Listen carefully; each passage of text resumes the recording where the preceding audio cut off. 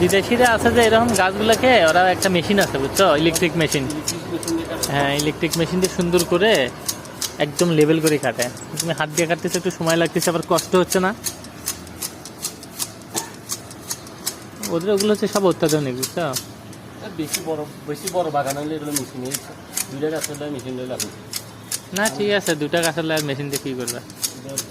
যা যদি বেশি হয় সেটা তাহলে মেশিন ধরে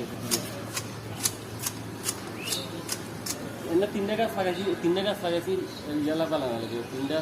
ওই আমি ইয়া দেখালাম যে